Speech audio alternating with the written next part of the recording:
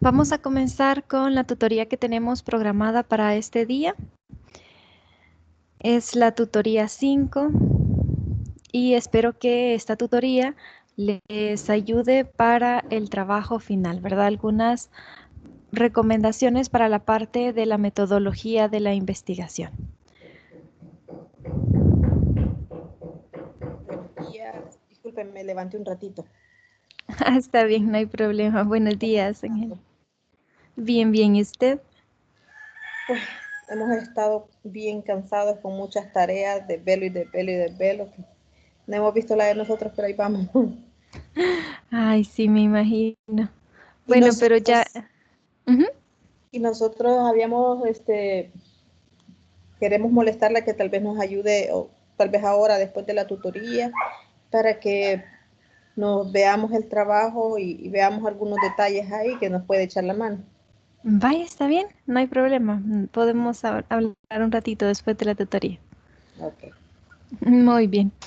Vamos a comenzar con esta tutoría 5 y como les estaba diciendo, vamos a ver alguna de las partes que incluye la metodología de la investigación para que pues puedan ya entregar su trabajo final. Vamos a ver primero la parte de la definición de los alcances de la investigación. Esto es lo que normalmente en el reporte se coloca como tipo de investigación. También vamos a hablar sobre la formulación de hipótesis, la elección del diseño de la investigación, la selección de la muestra y la recolección de los datos. Vamos a ver algunas características que deben llevar los instrumentos y vamos a hablar sobre un instrumento que es pues el más utilizado. Entonces comenzamos hablando sobre la definición del alcance de la investigación y cuando nosotros estamos haciendo o comenzamos nuestra investigación cuantitativa, pues normalmente vamos a considerar 4 alcances para elegir uno de ellos para nuestra investigación. Tenemos el exploratorio, el descriptivo, el correlacional y el explicativo. La elección del alcance depende de los objetivos de nuestra investigación. ¿Por qué es importante esto? Porque el alcance va a guiar parte del proceso, entonces tenemos que determinar qué tipo de investigación nosotros vamos a hacer. Y esto pues lo describimos en nuestro trabajo, ¿verdad? Si es exploratorio o si vamos a describir nuestras variables, si vamos a hacer correlaciones entre variables o vamos a explicar causas y efectos del fenómeno. Vamos a ir viendo uno por uno, pero antes veamos cómo se relacionan estos alcances. Por ejemplo, una investigación con un alcance exploratorio normalmente sirve como base para las investigaciones con los otros 3 tipos de alcance. Por ejemplo, es como o antecede a una investigación descriptiva. Un alcance exploratorio es una investigación que pues no ha tenido, no se ha indagado mucho sobre el tema. Entonces, esas investigaciones anteceden o sirven como base a las que son descriptivas. Las investigaciones con un alcance descriptivo sirven como base para las investigaciones correlacionales y las investigaciones correlacionales sirven de base para las investigaciones explicativas. Entonces ahí podemos ver cuál de estas son las más estructuradas, que son las explicativas, ¿verdad? Porque pues ya toman como base otras investigaciones con estos tipos de alcance.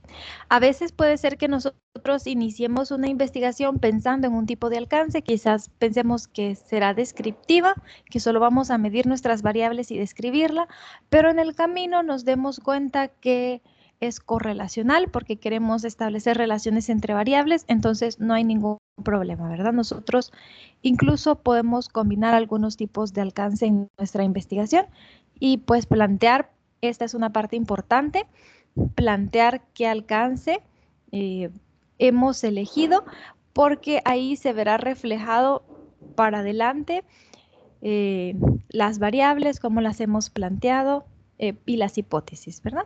Vamos a ir viendo uno por uno. Vamos a hablar primero sobre el alcance exploratorio.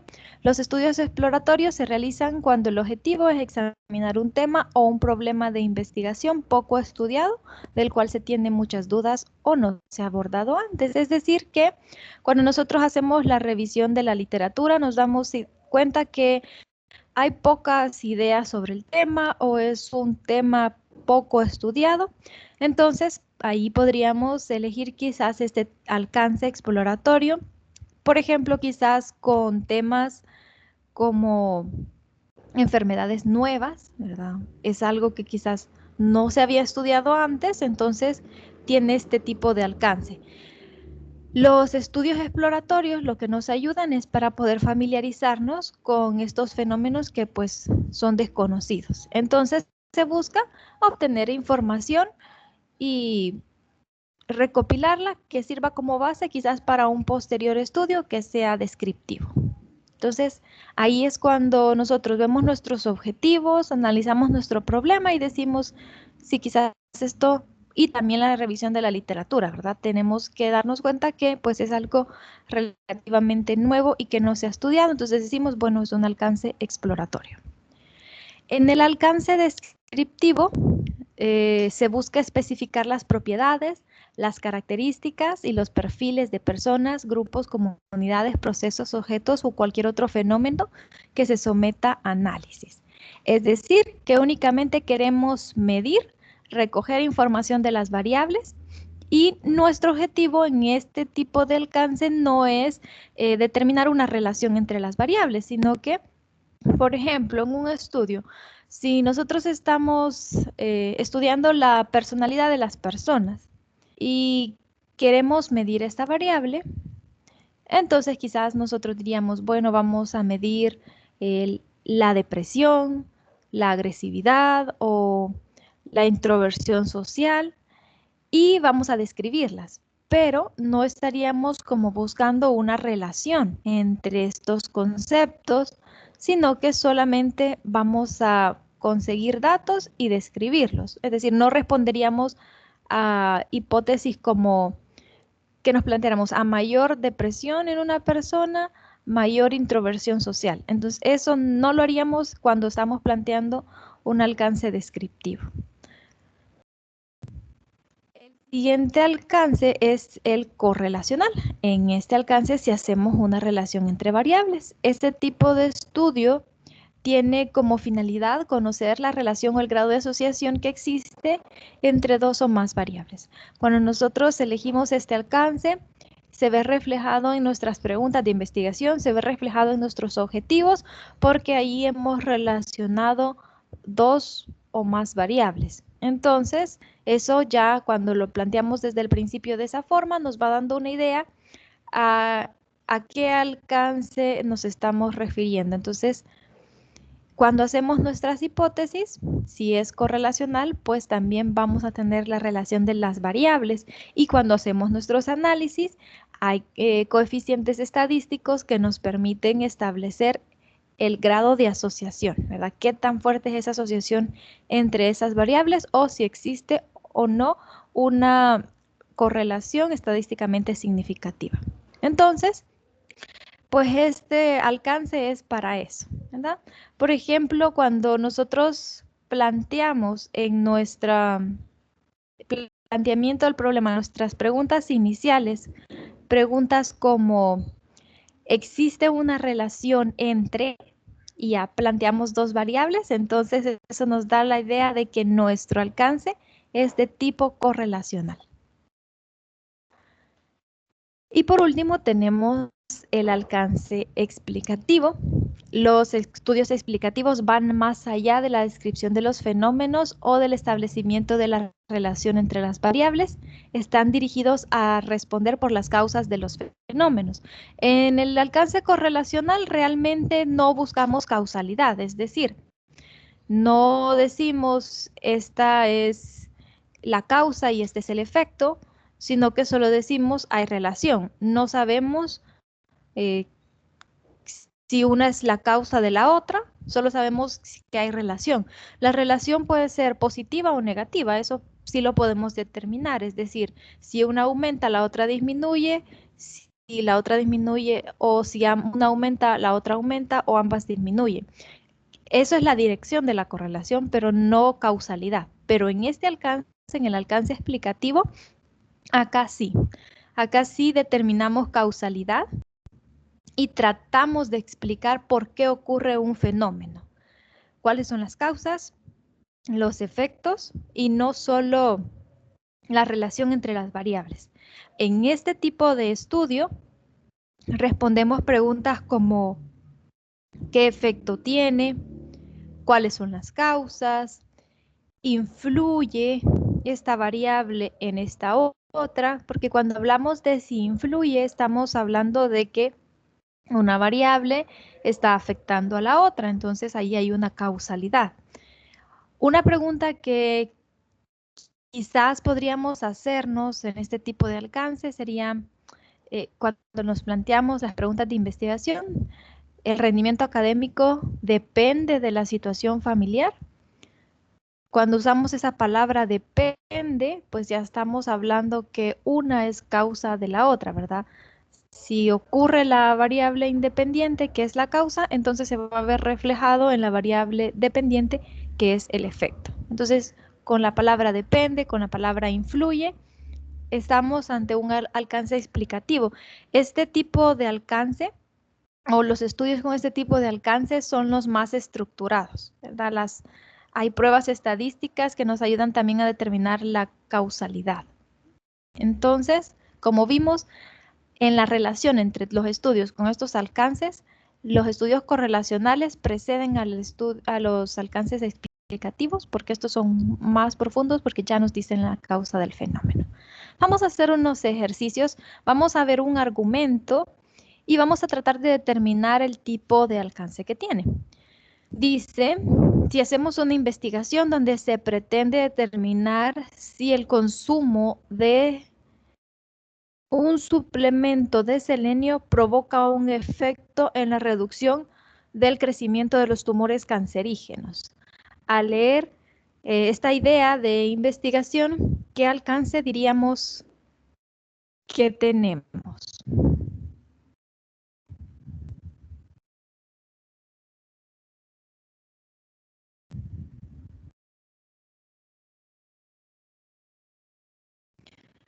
Hay palabras claves que nos pueden ayudar a determinarlo. Dijimos que en el alcance explicativo buscamos causalidad, es decir, causa-efecto. En este caso, como tenemos la expresión Usted dijo que si provoca, tenemos la palabra pretende, tendría que ser explicativo, ¿va? Tal vez no pretende, sino provoca un efecto, porque estamos hablando de causalidad.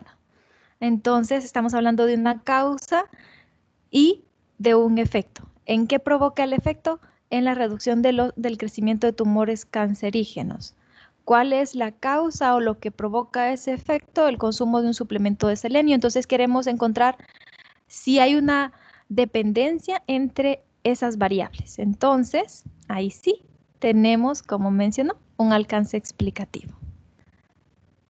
Veamos esta otra. Dice, se busca evaluar si la administración de ciertos medicamentos se encuentra asociados con daños físicos a la estructura de los dientes. ¿Qué tipo de alcance tendríamos con esta idea de investigación?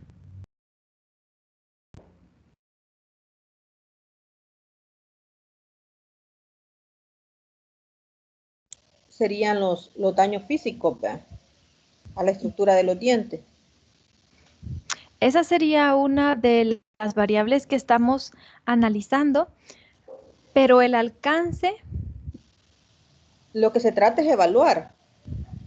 Exactamente. Entonces, recordemos, el alcance se refiere a cómo vamos a guiar nuestra investigación. Es decir, ¿va a ser una investigación solamente para describir? ¿Va a ser una investigación para relacionar dos variables? ¿O va a ser una investigación para explicar las causas? Entonces, ahí, teniendo esas ideas, ya uno puede decir, vaya, en este caso, esta idea de investigación solo nos está diciendo que la administración de ciertos medicamentos está asociado. No nos está diciendo qué es la causa o qué es la solución, solo nos está diciendo que está asociado con daños físicos a la estructura de los dientes. Entonces, estamos ante un estudio correlacional porque estamos relacionando dos variables, la administración del medicamento y los daños físicos en la estructura de los dientes. No sabemos si es la causa del daño físico en los dientes o si influye porque no usa esas palabras. Pero, como dice asociados, eso ya nos da la idea de un alcance correlacional. Hay palabras específicas que usamos cuando estamos ante este tipo de alcance y esas palabras las usamos tanto en nuestras preguntas de investigación y en nuestras hipótesis. ¿Qué palabras? Por ejemplo, para un alcance correlacional decimos existe una relación, está asociado, o podemos, si vamos a darle una dirección, podríamos decir a mayor administración de cierto medicamento, mayores daños físicos en la estructura de los dientes, también sería correlacional, pero con una dirección directamente proporcional, ¿verdad? Una aumenta, la otra aumenta también. Pero lo que nos tiene que quedar claro es que cuando hacemos un alcance correlacional, entonces solo estamos estableciendo una relación entre dos variables y decir que estas variables están asociadas, pero que no necesariamente una es la causa de la otra. Entonces aquí tenemos un alcance correlacional. Veamos el siguiente, dice, se busca determinar cuántas personas asisten a psicoterapia en una comunidad específica y a qué clase de psicoterapia acuden. ¿Qué tipo de alcance de investigación sería en base a esta idea? Porque recordemos que los alcances los sacamos de nuestros objetivos. Fijémonos en el objetivo que se pretende, lo que se quiere hacer. Y veamos si hay palabras que nos digan que existe relación entre variables o si solo se quiere medir la variable. Eso es lo que tenemos que ver. En esta lo que se pretende es determinar. Muy bien, entonces vemos que como que solo se quiere medir, ¿verdad? Cuántas personas asisten y a qué clase de psicoterapia van. Entonces aquí no vamos a establecer una relación entre dos variables, solo queremos medirlas, saber quizás porcentajes, cantidad de personas, las clases de psicoterapia que hay en la comunidad. Entonces ese es un alcance descriptivo, porque solo vamos a describir las variables y no vamos a establecer correlación entre ninguna variable. Estas eran ideas para que tratáramos de ver cuál era la diferencia entre los alcances. Entonces, sí podemos ver, en el alcance descriptivo solo buscamos como medir y describir las variables. Si nosotros tenemos en nuestros objetivos son de esta clase, entonces quizás vamos a plantear en la metodología un alcance descriptivo. Si nosotros hemos puesto en nuestros objetivos correlación de variables, hemos asociado dos variables. No hemos dicho que una es la causa de la otra, pero estamos asociando variables, entonces por ahí quizás vamos con un estudio correlacional. Y si en nuestros objetivos hemos planteado que vamos a determinar la causa que está provocando cierto efecto en el fenómeno, cierto fenómeno, entonces ahí si hablamos de causas, tenemos que hablar de un alcance explicativo, que estas son investigaciones más estructuradas, ¿verdad? ¿Preguntas sobre los alcances o vamos bien?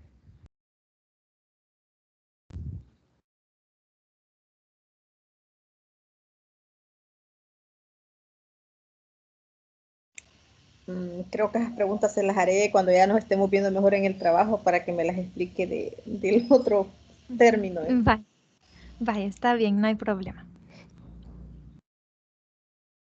Vamos a seguir entonces y vamos a hablar sobre la formulación de las hipótesis, como dijimos. ¿Por qué en nuestra metodología nosotros tenemos que determinar el alcance? Porque eso va a guiar parte de nuestro proceso de investigación y va a influir en esta parte cuando hagamos nuestras hipótesis.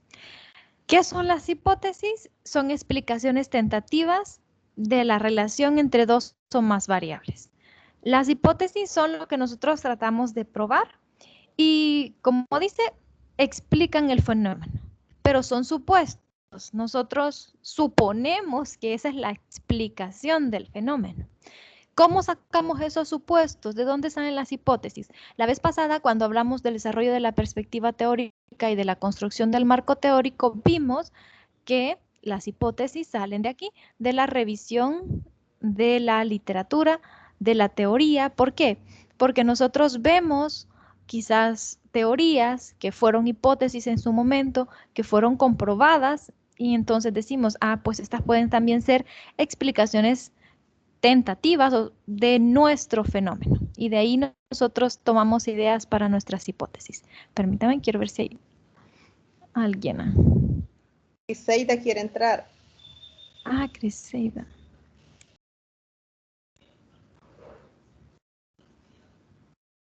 Buenos días, Carlos.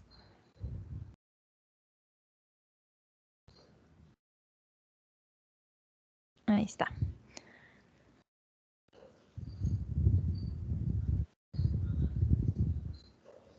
Muy bien, entonces, no todas las investigaciones tienen hipótesis, ya vamos a hablar un poquito de eso, pero es importante saber que el alcance que nosotros elijamos está relacionado directamente con las hipótesis. Y todo esto viene desde el principio, ¿verdad? Desde que nosotros comenzamos con las preguntas de investigación, pues ahí ya le vamos dando como dirección. Por eso al principio siempre les hacía hincapié, las preguntas tienen que estar bien redactadas porque son la base de su investigación, de ahí van a salir sus objetivos, de ahí ustedes en base a eso van a elegir su alcance, en base a eso salen sus hipótesis, porque al principio, cuando nosotros tenemos una idea, siempre hacemos una revisión de la literatura, siempre vamos, investigamos, leemos.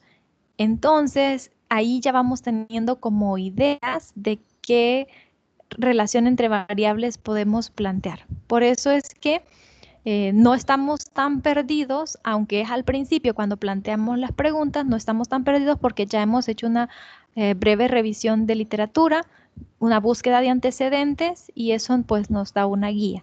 Ya cuando hacemos nuestro marco teórico, que desarrollamos la perspectiva teórica, ya tenemos más claro eso, se pueden quizás afinar un poco las preguntas de investigación y plantear correctamente las hipótesis.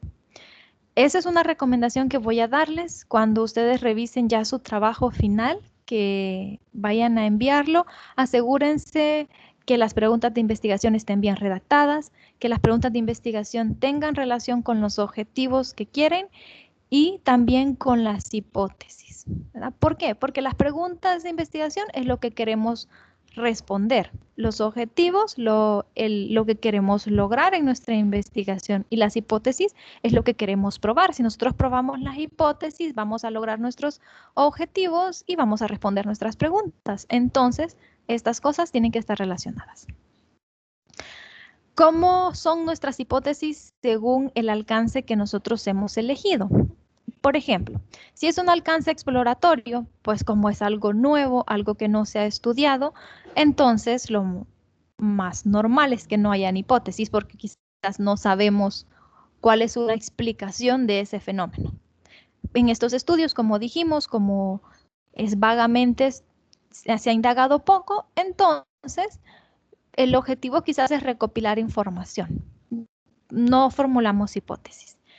En el estudio descriptivo, sí formulamos hipótesis, pero estas hipótesis solo son como para pronosticar un dato. Quizás nosotros tenemos una idea de una variable que estamos midiendo, de cómo puede modificarse. Por ejemplo, si estamos hablando del rendimiento académico de los estudiantes, nosotros tenemos una idea de que el promedio quizás va a aumentar. Entonces decimos el promedio, una hipótesis, el promedio de los estudiantes aumentará un 20%. Y pronosticamos un dato. Son hipótesis descriptivas para este tipo de alcance. ¿Por qué hacemos estas hipótesis? Porque en este alcance solo buscamos describir las variables. Entonces, pues no estamos estableciendo una relación entre variables, así que solo vamos a pronosticar datos.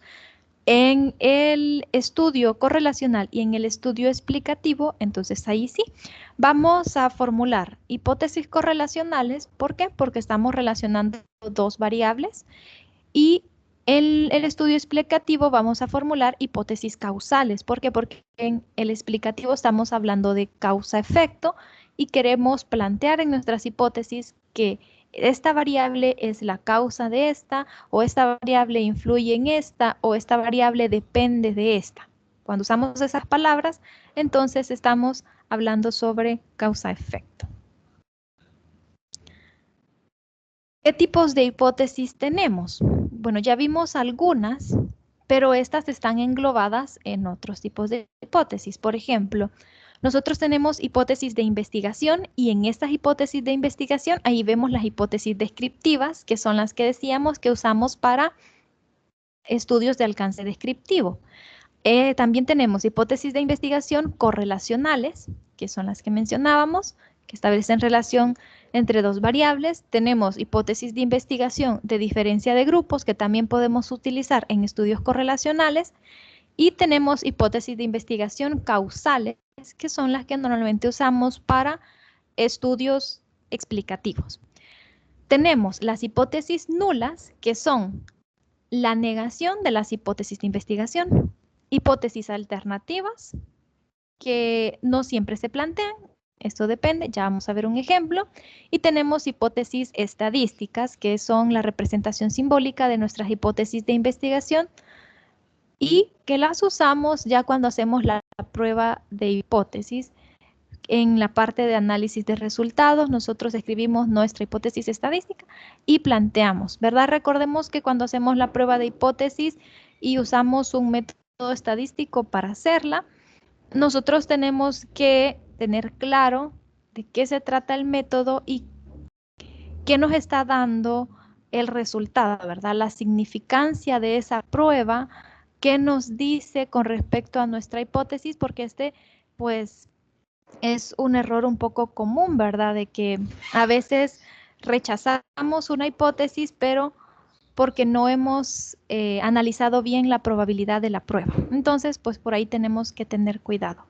Pero sí, utilizamos las hipótesis estadísticas para representar de forma simbólica nuestras hipótesis de investigación, ya cuando estamos en la prueba de hipótesis. Vamos a hablar sobre cada una de ellas. Primero vamos a hablar sobre las hipótesis descriptivas. Estas, como dijimos, son las que utilizamos en los estudios descriptivos y son para predecir un dato. Veamos un ejemplo. Fíjense, tenemos una hipótesis de investigación. Si vamos a tener varias hipótesis de investigación, podemos ponerle H sub 1, H sub 2 y así a cada una. Podemos ponerle H sub I también, que significa hipótesis de investigación, como a nosotros nos parezca. Esta hipótesis descriptiva dice que la deserción escolar aumentará un 20% el próximo año. Está prediciendo un dato porque, como el estudio es de alcance descriptivo, solo queremos medir la variable. ¿Cuál es la variable? La deserción escolar. Como queremos medir las características de esa variable, estamos haciendo una hipótesis porque ya tenemos una idea, ya hemos hecho una búsqueda de antecedentes, una revisión de la literatura, desarrollamos nuestro marco teórico, entonces ya tenemos una idea de qué está pasando, del problema, del fenómeno, y hacemos una predicción, por así decirlo. Otra, el promedio de las notas de los estudiantes estará entre 7 y 8. También es una hipótesis descriptiva. Una hipótesis correlacional. Aquí vamos a establecer relación entre variables, ¿verdad? No causalidad, pero sí vamos a ver si estas variables están asociadas o están vinculadas. Por ejemplo, el tabaquismo está relacionado con padecimientos pulmonares. Si se fijan, no está diciendo que es la causa. No está diciendo el tabaquismo es la causa de los padecimientos pulmonares. Tampoco está diciendo que influye. Tampoco está diciendo que depende. Entonces, solo nos está diciendo que está relacionado. Eso nos indica que el estudio hemos elegido seguramente un alcance correlacional y aquí tenemos una hipótesis correlacional donde asociamos estas variables. La correlación también puede tener dirección, como les decía. En este caso, para el primero, el tabaquismo está relacionado con padecimientos pulmonares, no le hemos dado dirección. Dirección nos referimos a que, como la siguiente, a mayor cantidad de horas de estudio, mayores notas en los exámenes. Ahí tiene dirección. Una aumenta, la cantidad de horas de estudio aumenta, las notas aumentan. Entonces es directamente proporcional. Si una aumenta, la otra aumenta. También puede ser inversamente proporcional. Si una aumenta, la otra disminuye. Entonces nosotros podemos darle una dirección ya sea positiva o negativa a nuestras hipótesis correlacionales. Ahí quizás ya estaríamos explicando un poquito más, pero eso sí, para darles dirección tenemos que estar seguros, haber hecho una buena revisión de la literatura para saber que la hipótesis o la supuesta explicación que estamos planteando pues tiene la dirección correcta. Las hipótesis de diferencia de grupos, estas las hacemos para comparar grupos. Por ejemplo, los adolescentes le dedican más tiempo a los videojuegos que las adolescentes. Entonces tenemos dos grupos. Uno son los adolescentes y otro grupo las adolescentes. Y vamos a comparar estos dos grupos a ver quiénes le dedican más tiempo. Nuestra suposición es que son los adolescentes los que le dedican más tiempo. Entonces tenemos que hacer esa verificación y comparar esos dos grupos. Podemos utilizar este tipo de hipótesis en estudios correlacionales. También por último, en el caso de las hipótesis de investigación, tenemos las hipótesis causales, que son las dijimos, que establecen una relación de causa-efecto. Veamos una hipótesis, dice, la desintegración del matrimonio provoca baja autoestima en los hijos e hijas. Con esa palabra estamos diciendo que existe una relación, provoca. La desintegración familiar es la causa de la baja autoestima, que sería el efecto. En este tipo de hipótesis sí vamos a determinar que hay una variable independiente y una variable dependiente. La variable independiente es la causa y la variable dependiente es el efecto. Tenemos que recordar que en este tipo de investigaciones, cuando hacemos nuestra operacionalización de variables, sí hablamos de variable dependiente y variable independiente, pero no siempre lo hacemos porque si nosotros estamos ante un estudio correlacional, no vamos a hablar de variable dependiente y variable independiente. Entonces, por ahí tomen nota de eso en su trabajo, ¿verdad? Porque por ahí vi varios trabajos que quizás eran un alcance descriptivo y planteaban variable dependiente y variable independiente. Pues no, no puede ser porque no es un estudio con un alcance explicativo. Entonces no vamos a hablar de causa-efecto porque no estamos trabajando en eso. Si tenemos hipótesis causales, entonces sí, vamos a plantear, esta es mi variable dependiente, esta es mi variable independiente. Si no, no. Otra hipótesis causal. La situación económica de las familias es la causa del bajo rendimiento académico de los estudiantes. Entonces ahí ya nos está diciendo cuál es la causa, cuál es el efecto. Recuerden, causa, variable independiente, efecto, variable dependiente. ¿Hasta aquí? ¿Alguna pregunta?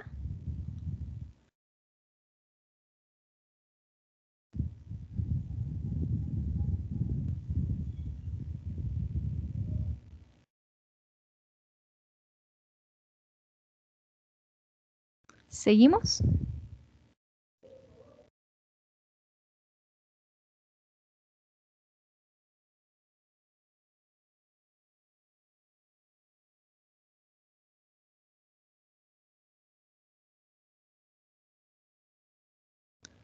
Bueno, sigamos entonces.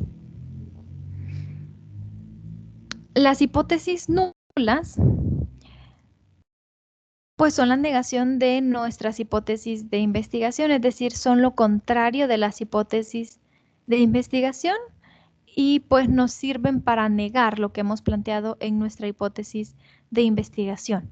Por ejemplo, si nosotros tenemos que la desintegración del matrimonio provoca baja autoestima en los hijos, la hipótesis nula sería que la desintegración del matrimonio no provoca baja autoestima en los hijos. Entonces nosotros tenemos que plantear nuestras hipótesis nulas. En algunas investigaciones no se plantea porque se sobreentiende que ahí tenemos nuestra hipótesis de investigación y la hipótesis nula es la correspondiente negación.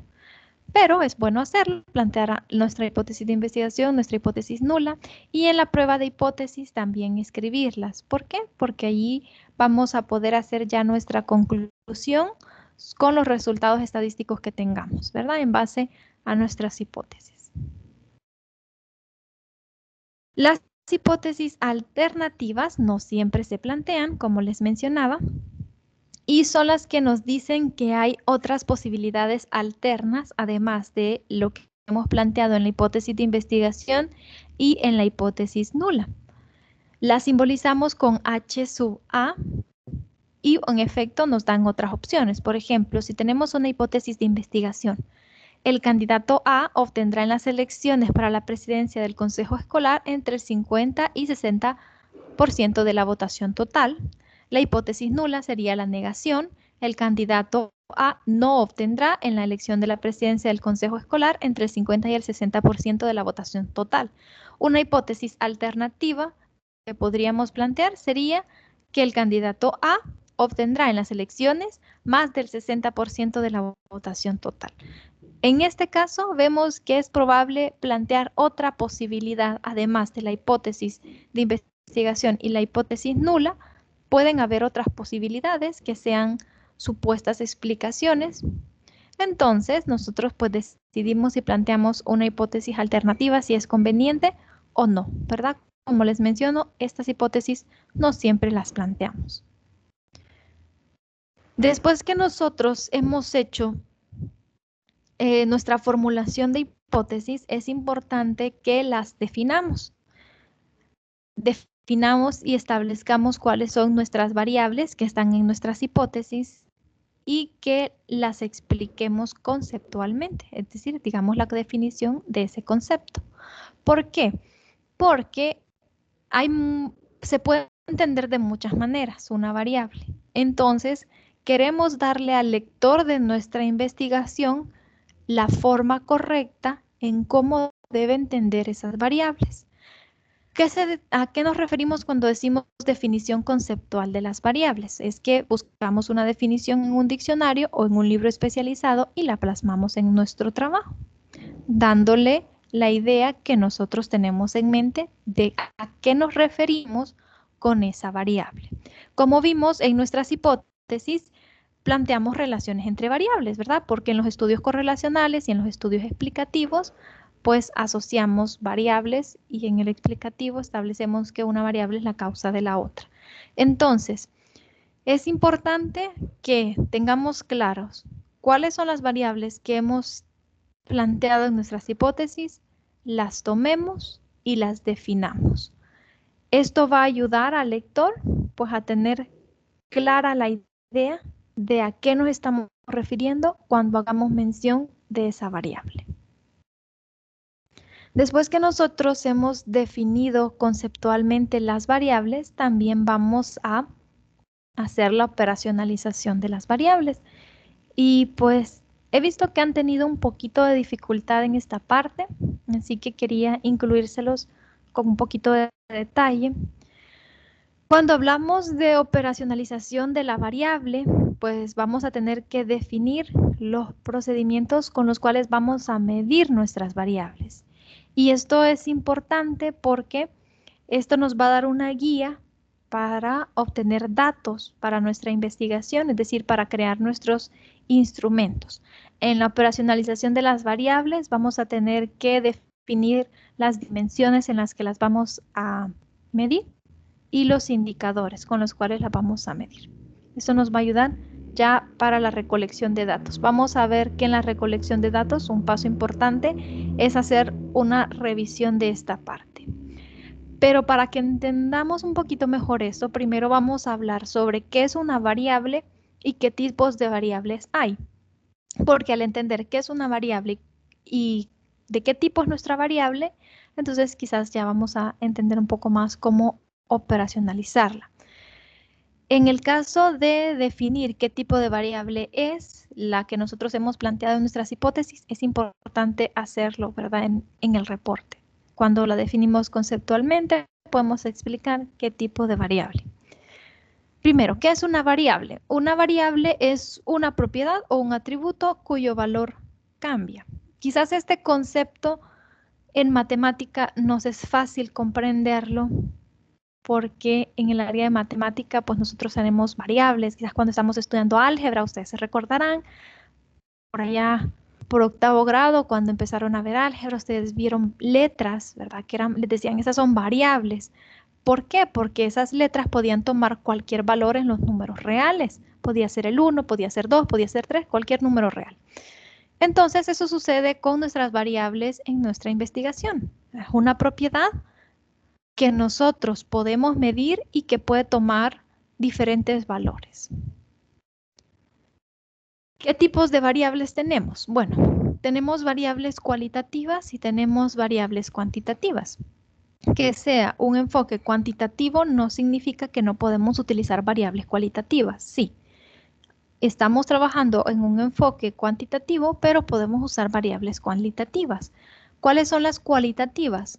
Las cualitativas son las que describen una cualidad. Y tenemos que se clasifican en nominales y ordinales. Las variables cualitativas nominales son categorías donde pues el orden no importa. Estas son variables categóricas, las cualitativas, y también las ordinales son categorías, pero el orden sí importa. Por ejemplo, una variable cualitativa nominal puede ser el género de un grupo de personas. El género puede cambiar, es decir, aquí pueden haber hombres y mujeres. Entonces, es una variable porque los valores que contiene cambian. Y es nominal porque el orden no importa, hombre-mujer, no hay un orden a seguir. Es cualitativa porque son categorías, ¿verdad? Describen una cualidad. Entonces, ahí tenemos una cualitativa nominal, el género o el estado civil de un grupo de personas. El estado civil también puede cambiar, puede estar casado, soltero, divorciado, etc. El orden tampoco importa. Entonces, las categorías es una variable cualitativa nominal. Variable cualitativa ordinal, por ejemplo, la clase social, baja, media, alta, lleva un orden, aunque son también categorías, pero van ordenadas. O el grado de escolaridad también lleva un orden, por tanto es ordinal. Y de ahí tenemos las variables cuantitativas. Las variables cuantitativas pueden ser discretas o continuas. Cuando hablamos de variables cuantitativas nos referimos a variables que sus valores son números. Entonces, discretas son cuando son números que usamos para contar, por así decirlo, cantidades completas o enteras. No podemos poner decimales, ¿verdad? En estas variables. ¿A qué nos referimos? Por ejemplo, la cantidad de personas en una sala de espera. No podemos decir, habían 2.5 personas. No, son cantidades enteras, entonces estas son discretas. Y de ahí tenemos las variables cuantitativas continuas, donde aquí sí aceptamos valores decimales, por así decirlo. Por ejemplo, el peso de un grupo de niños, ¿verdad? El peso puede pesar 50.8 kilogramos, 40.5. Entonces, es una variable continua y estas las agrupamos en intervalos. Es importante saber determinar nuestro tipo de variables porque normalmente cuando nosotros tenemos variables cualitativas, que son categorías y queremos hacer estadísticas descriptivas de las variables, es decir, presentar tablas, usamos gráficos de barra. El tipo de gráfico que usamos también depende del tipo de variable, es decir, no porque tenemos nuestros datos y todos van a ser gráficos de barra, no, ¿verdad? dependerá el tipo de variable. Por ejemplo, si es una variable categórica, nominal o ordinal, entonces podemos usar un gráfico de barras. Pero si es una variable continua, entonces usamos un histograma para representar esos datos. También en las variables discretas, dependiendo la cantidad de datos que tengamos o las categorías que nos puedan salir por los números que contengan, puede ser un histograma o un gráfico de barras. Pero si se fijan, el tipo de gráficos que presentamos depende de las variables también. Así que esta parte es importante, tener claro nuestras variables, saber ver o entender qué tipo de variables son y plasmarlo en nuestro reporte. ¿Preguntas sobre esta parte?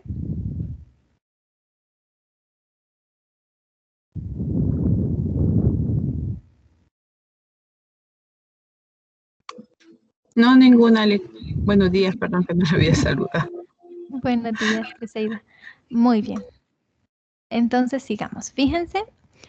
Entonces ahí ustedes pues ya van a poder determinar. Otra variable continua serían las notas de un grupo de estudiantes. Entonces estamos hablando de notas, por ejemplo, ya sea que nosotros les pasamos una prueba a los estudiantes y se las calificamos en nuestra investigación, o nosotros recolectamos esas notas quizás de sus materias y queremos incluirlo en nuestra investigación, pues ahí es una variable cuantitativa continua porque las notas pueden variar, ¿verdad? Tenemos puntos decimales, entonces eso ya nos da una idea que tenemos que plantear intervalos y hacer histogramas. Cuando ya tenemos definida conceptualmente nuestras variables, ya hemos dicho y explicado qué tipo de variables tenemos en nuestras hipótesis, entonces vamos a operacionalizar nuestras variables. Y como les decía, operacionalizar es explicar el procedimiento de cómo vamos a medir la variable. Por ejemplo, aquí tenemos una variable, el nivel de delincuencia, y hemos definido dos dimensiones, ¿verdad? Esto es importante, que en cada dimensión vamos a especificar indicadores. Es decir, no es que ponemos todas las dimensiones y de ahí ponemos todos los indicadores, no. Para cada dimensión están sus propios indicadores. Entonces tenemos dos dimensiones. Las dimensiones son como categorías más generales, ¿verdad? Entonces aquí tenemos el nivel de delincuencia, lo vamos a medir según los delitos contra la propiedad y los delitos contra las personas. ¿Qué indicadores tenemos o cómo vamos a medir los delitos contra la propiedad? Nos vamos a fijar quizás en una zona, dependiendo de dónde estemos haciendo la investigación. Nos vamos a fijar en la cantidad de robos de vehículos, la cantidad de robos en casas, la cantidad de grafitis y muros pintados, ¿verdad? Delitos contra la propiedad. Y ahí ya estamos viendo aspectos específicos de cómo vamos a medir esa variable. ¿Por qué tenemos que ser tan detallistas? Porque a partir de esto vamos a hacer nuestro instrumento, ¿verdad? Por ejemplo, si es un cuestionario, de estos indicadores vamos a sacar 3 preguntas para medir esta dimensión. Aquí tendríamos 3 preguntas en nuestro cuestionario. Aquí tenemos otra dimensión, delitos contra las personas, y vamos a ver la cantidad de robos con violencia, asaltos, la cantidad de delitos sexuales, la cantidad de hurtos y la cantidad de homicidios. Con estos indicadores vamos a sacar preguntas, una por cada indicador para nuestro cuestionario.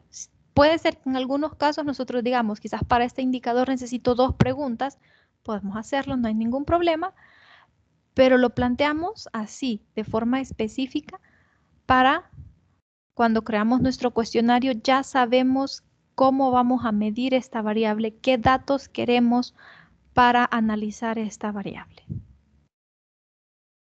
¿Preguntas sobre la operacionalización de las variables?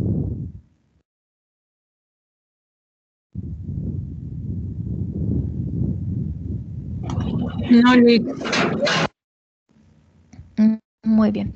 En esta parte vi que algunos grupos pues lo hicieron muy bien, entonces los felicito, creo que han comprendido a qué nos referimos con pensar en indicadores que midan bien nuestras variables. Entonces sí, tenemos que ser claros en esta parte, ya vamos a llegar a la recolección de datos, entonces ahí vamos a ver que uno de los pasos pues es hacer una revisión de de esta parte. Y es muy importante, ¿verdad? Quizás hasta los aburro decirles lo mismo, pero sí, quiero que lo recuerden para su tesis. Esta parte es importante porque les va a ayudar a hacer un instrumento válido y además de que tengan un instrumento válido, cuando lleguen al análisis de datos y a la prueba de hipótesis van a tener los datos que necesiten.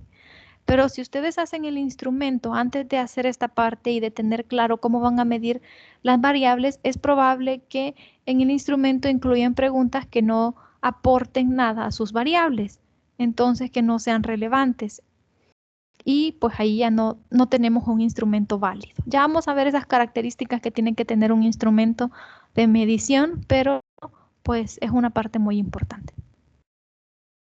Vamos a hablar ahora del diseño, de la elección del diseño de investigación.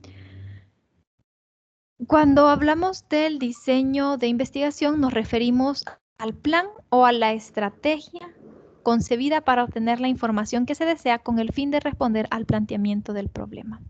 En este caso, cuando nosotros definimos nuestro diseño de nuestra investigación, vamos a incluir todos los procedimientos que vamos a hacer, las actividades que pretendemos realizar, cómo vamos a dar respuestas a nuestras preguntas de investigación.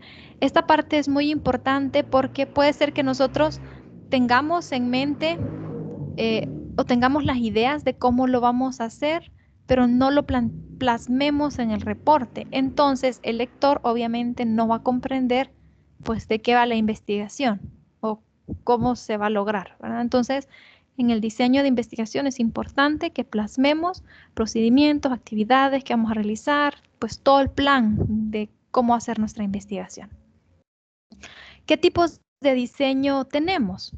Bueno, tenemos diseños experimentales y diseños no experimentales. Obviamente estos diseños, vamos a hablar así un poquito general, pero cada uno de ellos se divide en diseños específicos y están relacionados con el alcance, directamente con el alcance que elegimos.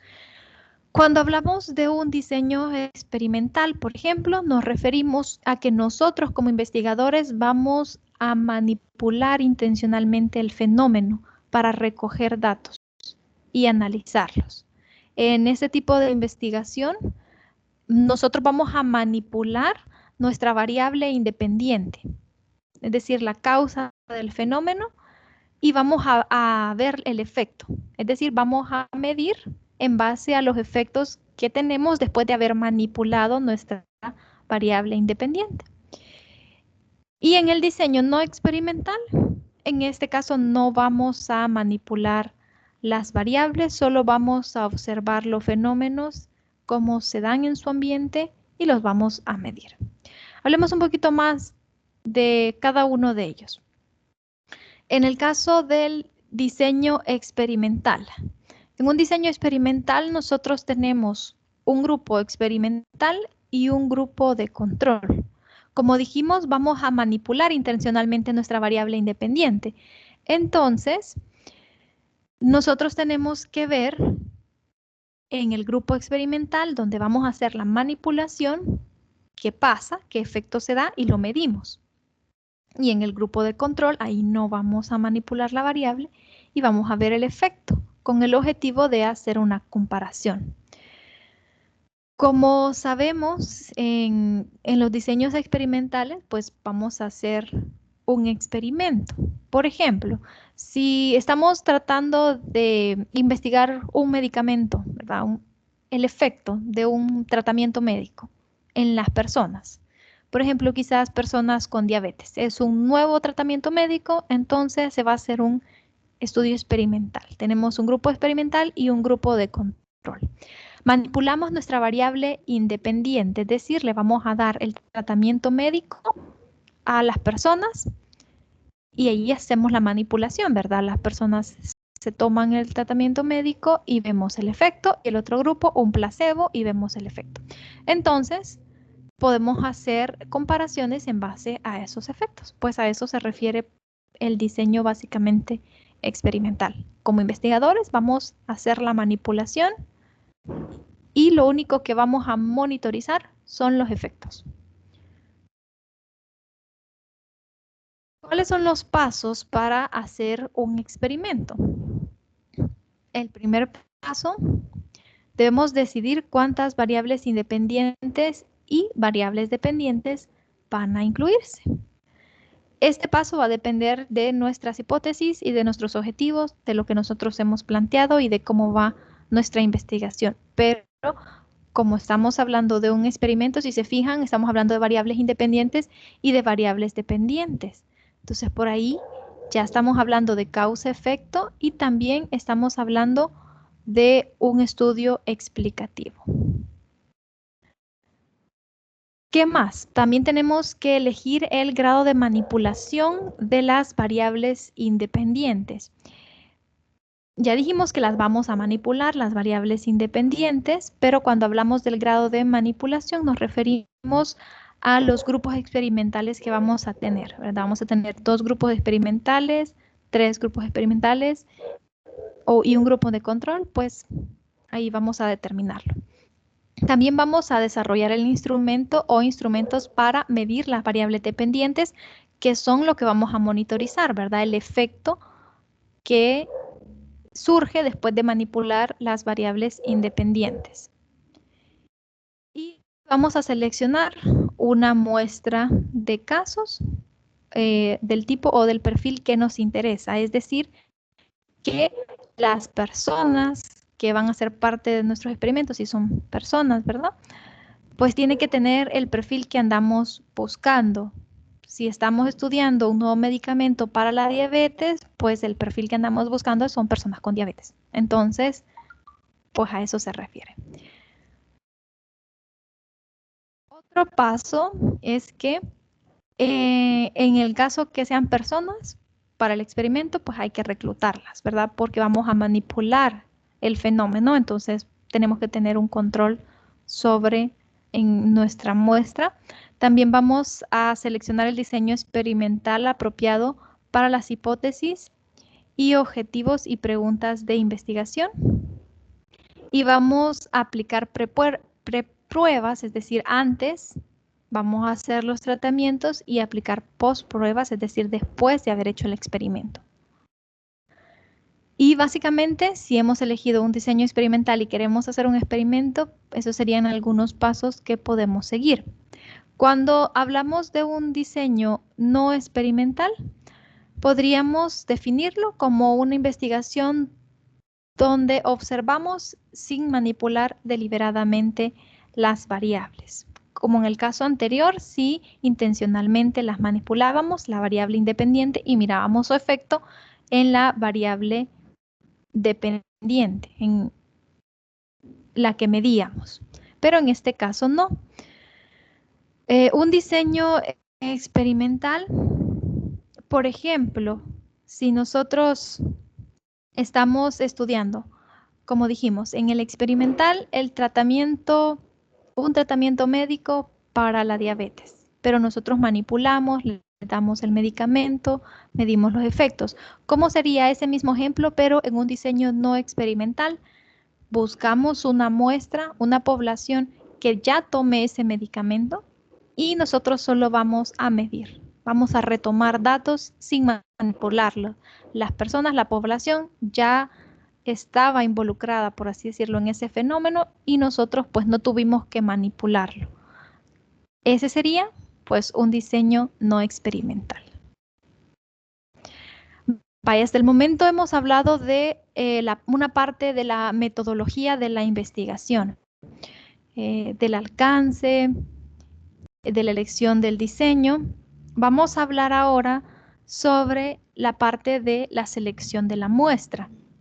Esto es importante porque puede ser que en nuestra investigación no contemos con los recursos para estudiar a toda nuestra población, ¿verdad? Por ejemplo, si nuestra población es bastante grande, entonces nosotros elegimos una muestra significativa de nuestra población. ¿Por qué nosotros tratamos de que nuestra muestra sea significativa o represente a nuestra población? Porque vamos a generalizar los resultados. Vamos a primero hablar sobre qué es una muestra. Una muestra es un subgrupo de la población o universo, en el cual se recolectan datos y que debe ser representativo de esto. Los resultados que nosotros obtenemos de nuestra muestra son aplicables a nuestra población. Obviamente van a haber un margen de error, pero nosotros podemos determinar de cuánto es ese error.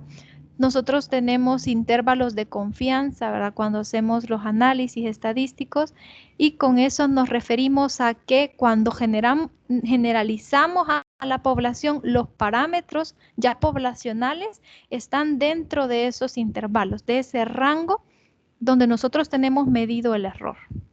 Entonces, por eso la muestra tiene que ser representativa para poder generalizar, para poder decir si este parámetro medido en la población está en este intervalo de confianza. ¿Qué tipos de muestra tenemos? Bueno, tenemos muestras probabilísticas y tenemos muestras no probabilísticas.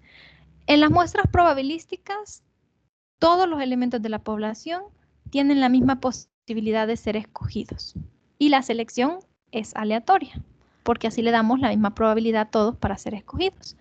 Y en las muestras no probabilísticas, la elección de los elementos que componen nuestra muestra, pues no dependen de la probabilidad, sino que del investigador, ¿verdad? El investigador determina, dependiendo las características que vea, si formarán o no parte de la muestra.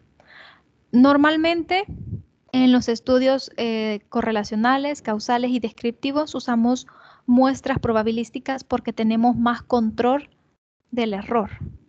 Y podemos decir, después de haber hecho pruebas estadísticas, quizás encontrar parámetros y hablar sobre el nivel de confianza y todo eso, decir, bueno, tenemos control, este es el error estadístico que se puede cometer en este intervalo de confianza. Ya vamos a hablar un poquito brevemente de cómo podemos calcular el tamaño de la muestra y cómo hacer esto del nivel de confianza y del error. Yo sé que ustedes, algunos calcularon una muestra para el trabajo que presentaron para este segundo avance, sacaron una muestra, pero hubieron detalles ahí, ¿verdad? Entonces, es importante que si vamos a hablar de muestra y de muestreo, lo especifiquemos correctamente en nuestro reporte. Por eso quería incluirles esta parte. Si tienen preguntas en esta parte, pues háganla, ¿verdad? Hay que salir de dudas. Hablemos entonces del tamaño de la muestra. Vamos a verlo acá.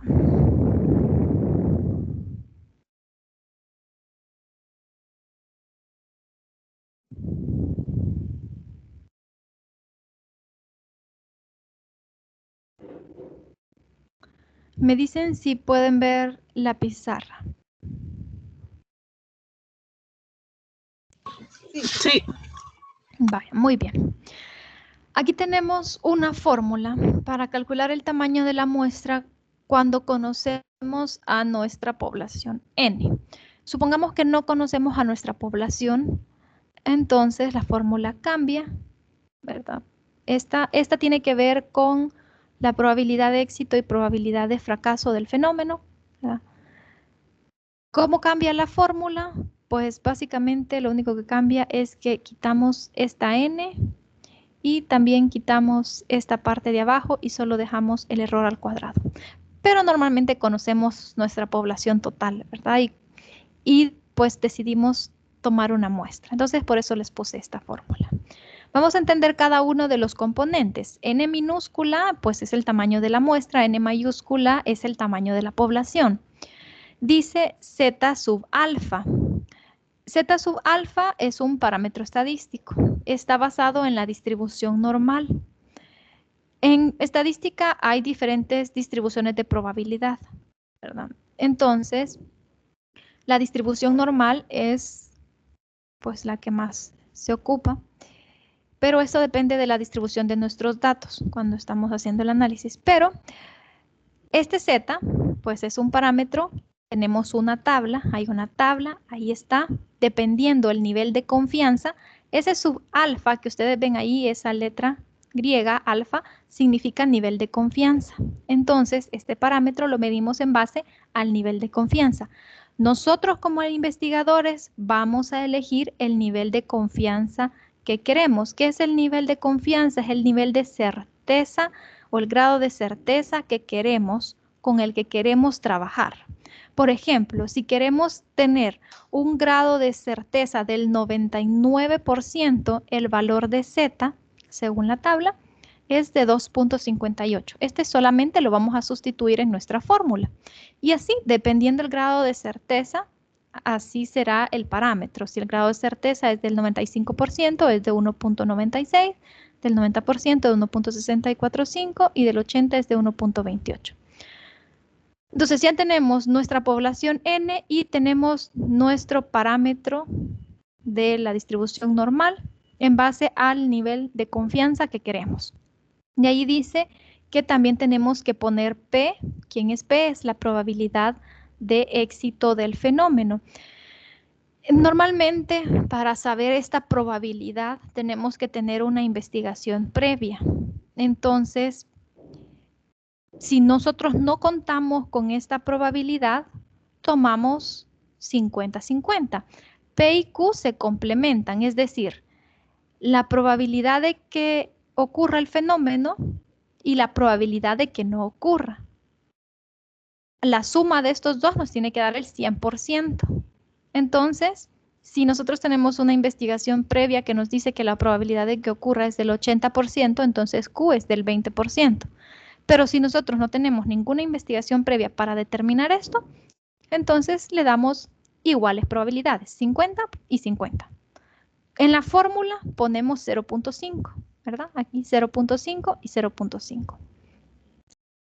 Tenemos el error de máximo aceptado, que pues el error, nosotros como investigadores también vamos a poner cuál es el error máximo aceptado por el muestreo, ¿verdad? Al sacar esta muestra y hacer el muestreo. ¿Qué significa eso? Por ejemplo, si nosotros estamos midiendo el promedio de notas de estudiantes, ¿verdad? Nosotros tenemos una media aritmética por ahí, un promedio. Y nosotros tenemos un un error estimado máximo del 5%. Entonces, digamos que el promedio nos salió de el 70%, el 7 de promedio. Entonces, como nuestro error es del 5, significa que las notas pueden andar entre 6.5 y 7.5, ¿verdad? Ese es un intervalo de confianza dependiendo el error máximo aceptado. Entonces, nosotros vamos a determinar cuánto es el error según que nosotros estimamos para hacer nuestra muestra.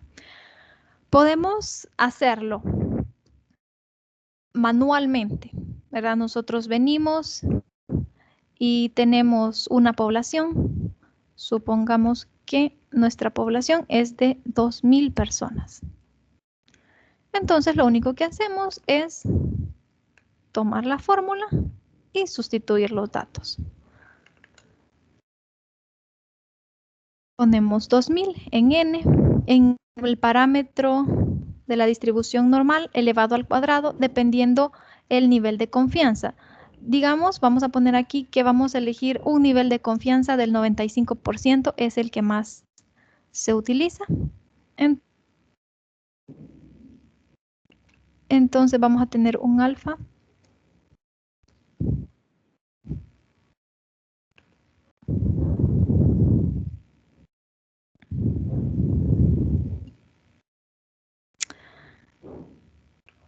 del 95%, entonces vamos a utilizar el parámetro de 1.96.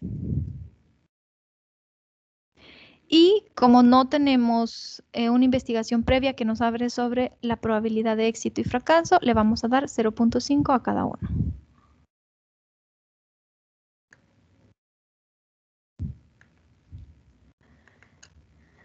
El error máximo estimado, perdón, el parámetro al cuadrado.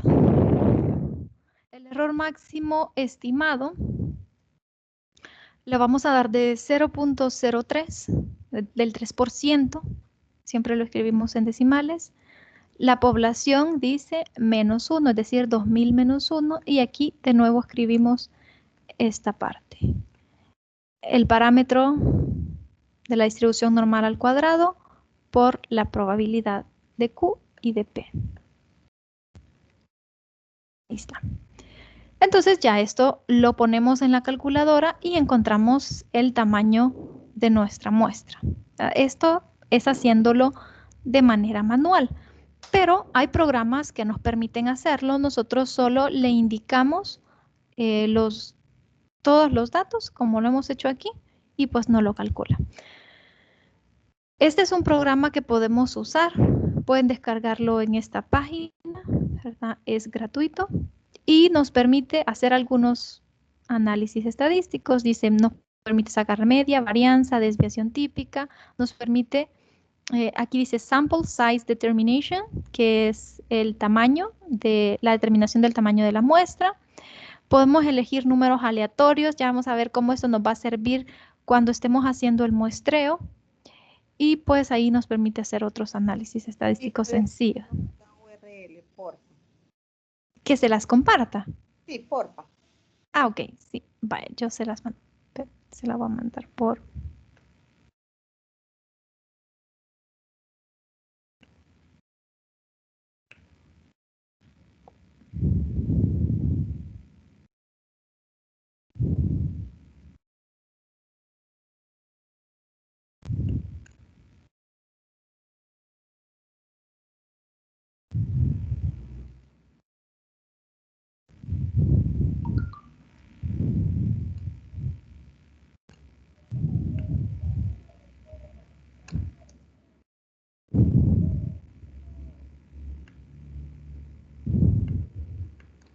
Vaya, se la voy a mandar también por WhatsApp. Ahí se las compartí en el chat. Entonces nosotros le vamos a dar a Sample Size Determination porque queremos encontrar el tamaño de la muestra. El tamaño máximo nos dice aquí que lo podemos hacer si el universo es menor de 99.999.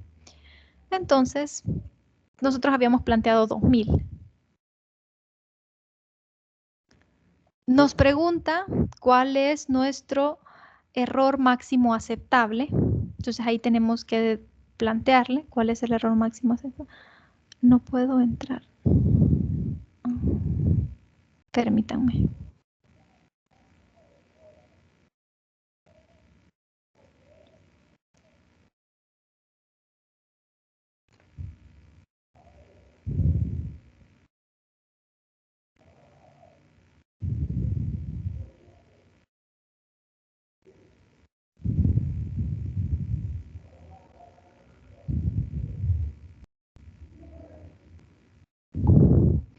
Perdón, es que creo que Hernán está queriendo entrar.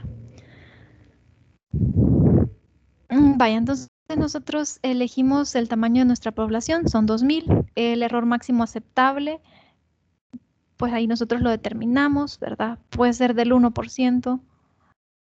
Entre menor sea el error, obviamente será más grande el tamaño de nuestra muestra. Dijimos que le íbamos a dar del 3%. No conocemos, dice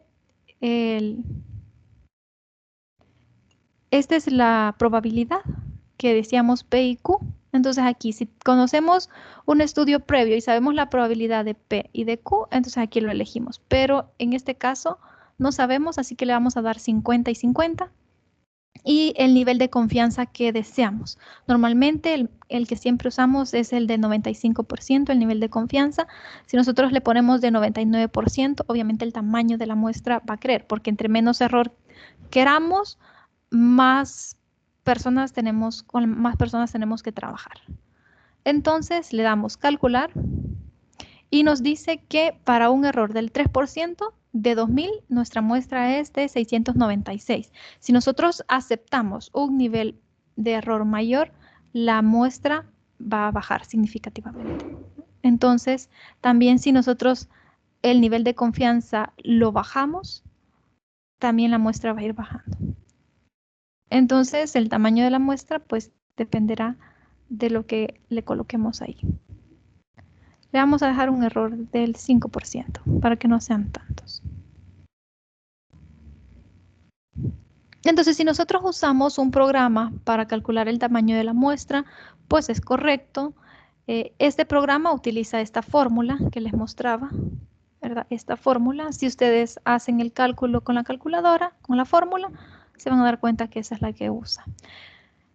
Ustedes pueden explicar, si van a sacar una muestra, pues expliquen, ¿verdad? Detalladamente cómo hicieron para sacar la muestra, si usaron un programa, cuál era su población total y cuál es el nivel de confianza con el que trabajaron y pues ahí cada uno de los detalles.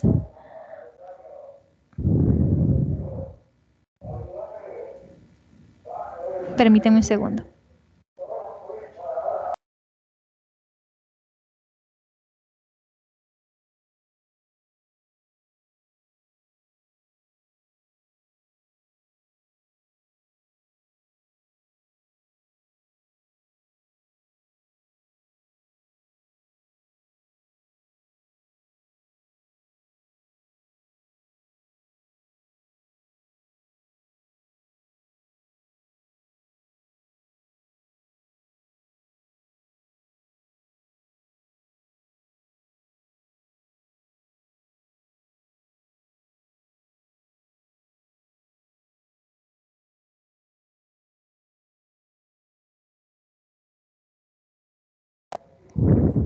Muy bien, continuemos.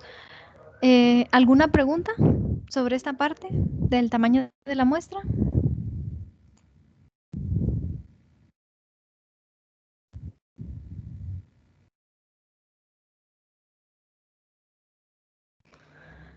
Vaya, pues. Buenos días. Hola, buenos días. Sí, ¿verdad que cuando se usa el total de la población, eso no se va a aplicar, verdad? Muy bien. Si ustedes van a utilizar el total de su población, pues ahí van a explicar por qué usan a toda su población. Sí lo van a detallar, no esta parte, ¿verdad? Del muestreo, de la fórmula y todo eso. Eso no lo van a aplicar. Pero sí van a hacer la explicación, ¿verdad? De quién es su población, por qué van a usar toda su población y etcétera, ¿verdad? Pero sí, si van a usar la población, no van a incluir esta parte y tampoco van a desglosar, porque vi en algunos trabajos que decían población y abajo muestra, pero debajo de muestra ponían no vamos a usar una muestra o algo así, pero no, ¿verdad? Si no vamos a usar una muestra, solo ponemos la sección población y muestra y ahí explicamos que vamos a usar a toda nuestra población.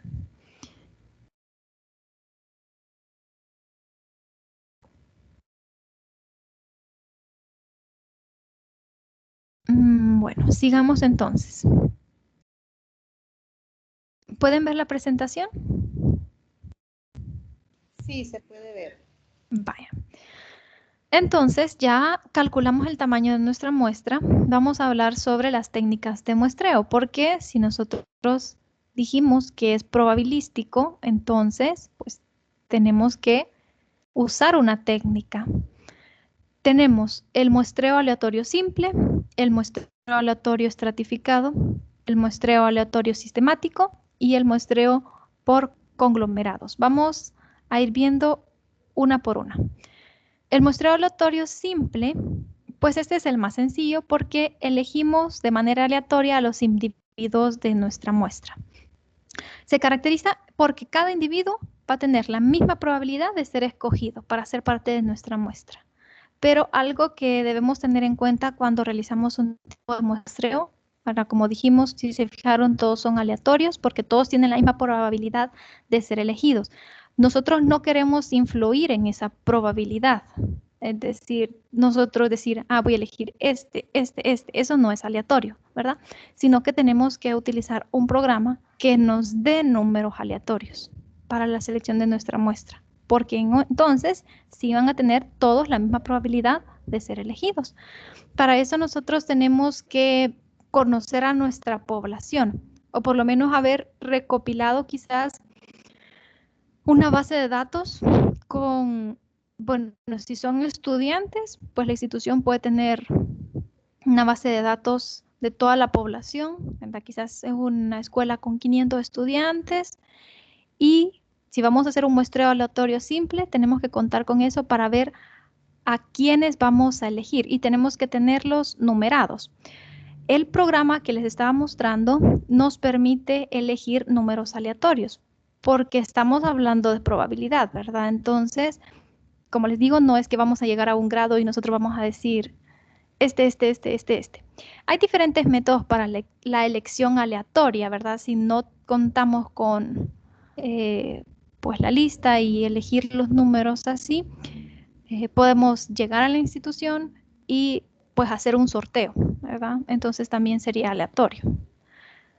Pero si contamos con ese marco de referencia, se llama, ¿verdad? Que es la lista de la población, entonces nosotros con un generador de números aleatorios le vamos a decir cuántos números aleatorios queremos. En este caso nosotros habíamos dicho que la muestra era de 322. Buenos días, Hernán. Ya se pudo conectar, qué bueno.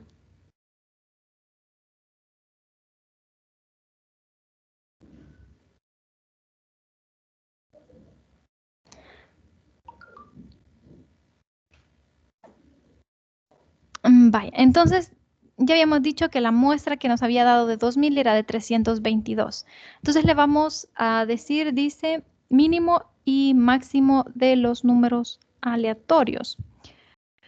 Aquí nos dice cuántos, digamos, si nosotros queremos especificarle los dígitos, cuántos dígitos tenga, o podemos decirle que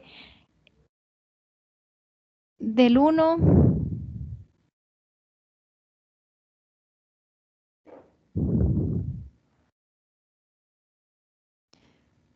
y que sean aleatorios.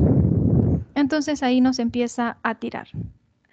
Nosotros podemos especificarle, por ejemplo, si nuestra población es de 2000 habíamos dicho. Del 1 hasta el 2000 nosotros tenemos la lista de los 2000 estudiantes.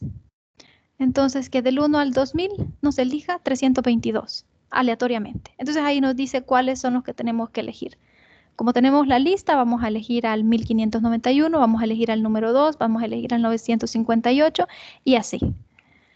¿Por qué es importante hacerlo con un programa? Porque entonces todos tienen la misma probabilidad de ser elegidos. Nosotros no podemos decirlo o elegirlos nosotros, ¿verdad? Llegar a un grado y elegirlos, porque entonces no sería aleatorio, ¿verdad? Esta es la forma correcta de hacer este tipo de muestreo. Y ese pues es el más sencillo, ¿verdad? El aleatorio simple. Solo le ponemos cuánta es nuestra muestra, de cuánta es la población a elegir esa muestra y nos tira ya ahí los números aleatorios que tenemos que elegir. Después está el muestreo aleatorio estratificado. En este tipo de muestreo, la población de estudio la tenemos divididas en subgrupos o estratos. Entonces, tenemos que tener claro que puede ser que en algunas ocasiones dentro de nuestra población hayan subgrupos. Por ejemplo, si son los estudiantes de una universidad, los subgrupos pueden ser las carreras. Entonces, si tenemos estratos, nosotros, aunque vamos a elegir siempre al azar, pero vamos a elegir de cada estrato.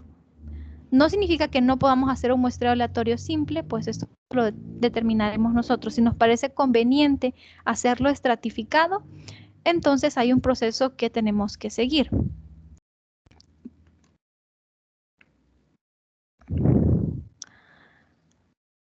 Vaya, sigamos con el ejemplo que tenemos una población de 2000 estudiantes, ya sacamos una muestra de 322 y aquí tenemos que estos 2000 estudiantes son de una universidad de diferentes carreras, ¿verdad?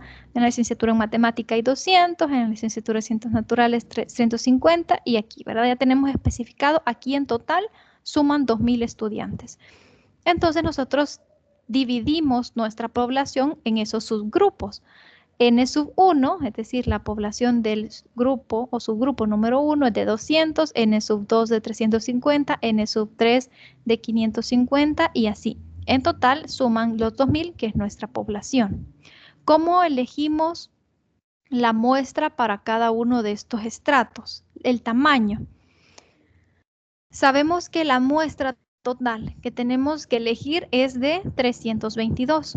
Entonces lo que hacemos es que n sub 1 lo dividimos entre el total y lo multiplicamos por el tamaño de nuestra muestra.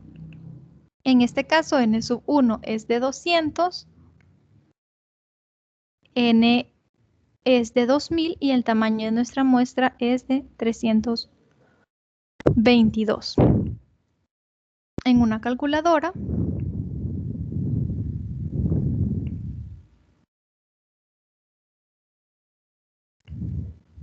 nosotros podemos encontrar ese valor de n.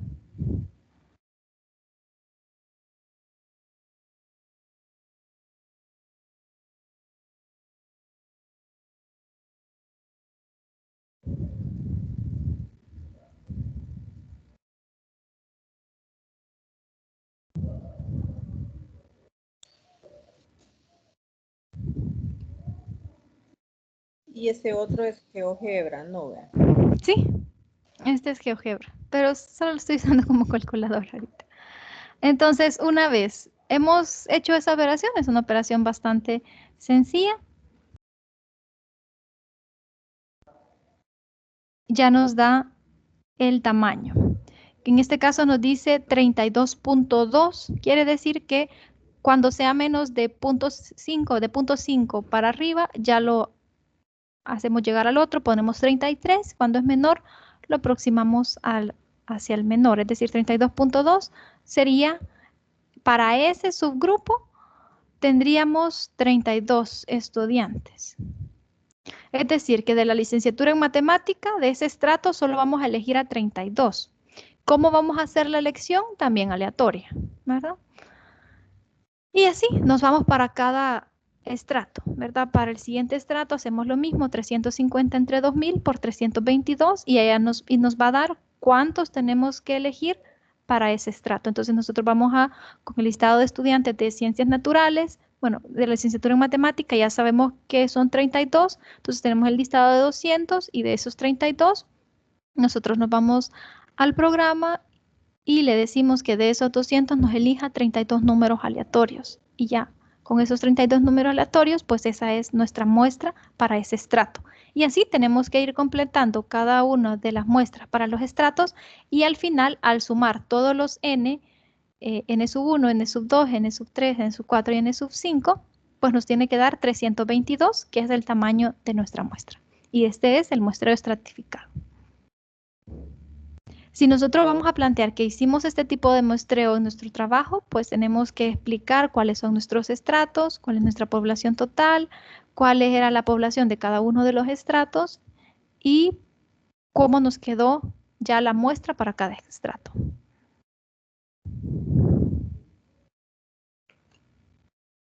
¿Preguntas?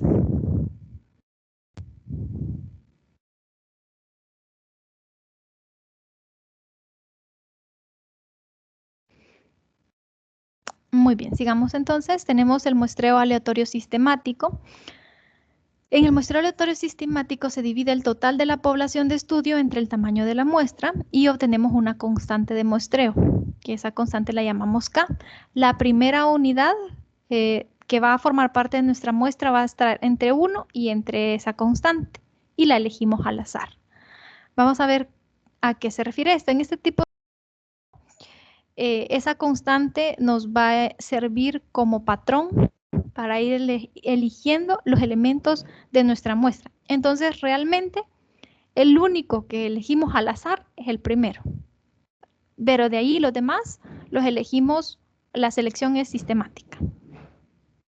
Por ejemplo, nosotros tenemos nuestra base de datos, digamos, contamos con toda nuestra población. Aquí se las he puesto numerada. Y supongamos que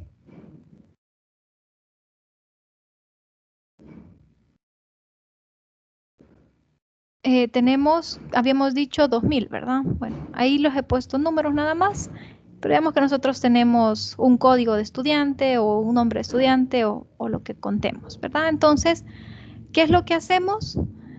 Dividimos nuestra población total entre el tamaño de la muestra. Nuestra población total en el ejemplo que estábamos viendo era de 2000. Entonces, dividimos 2000 entre el tamaño de la muestra que nos dio fue de 322. Entonces, al hacer la división de 2000 entre 322, vamos a ver.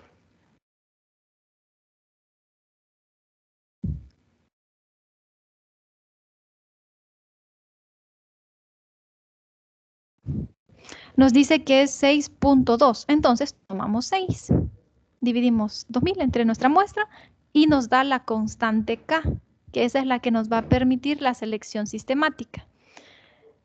Ya tenemos ese valor de 6, entonces le ponemos aquí K igual 6 y entre el primer elemento que tenemos de la población y el sexto, porque la constante es de 6, es decir, entre los primeros 6, hacemos una selección aleatoria. Entonces, vamos a poner aquí que nos elija aleatoriamente entre, le vamos a decir entre A1 y A6.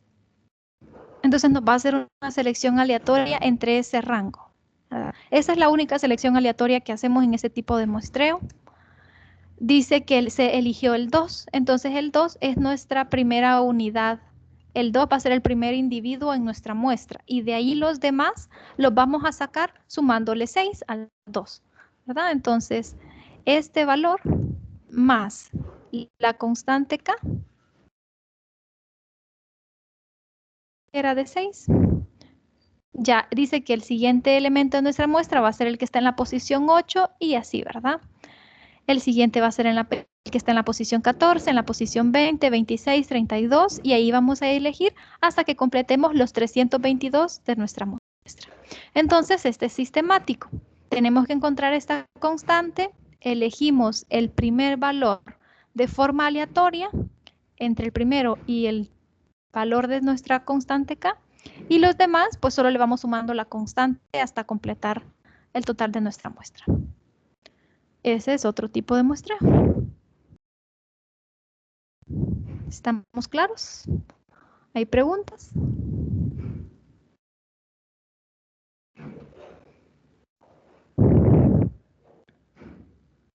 ¿No?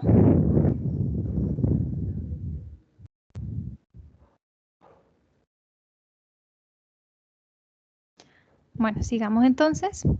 Y por último dijimos que vamos a ver el muestreo aleatorio por conglomerados o clústeres. En este caso tenemos conglomerados o tenemos agrupaciones y lo que hacemos es que elegimos al azar nuestros conglomerados. Por ejemplo, si nosotros estamos estudiando, ¿verdad?, de todos los hospitales de la región, entonces elegimos al azar conglomerados. Ahí tenemos en la imagen, digamos, elegimos este hospital al azar, este hospital al azar, y después dentro de nuestros conglomerados hacemos la selección aleatoria de la muestra, ¿verdad?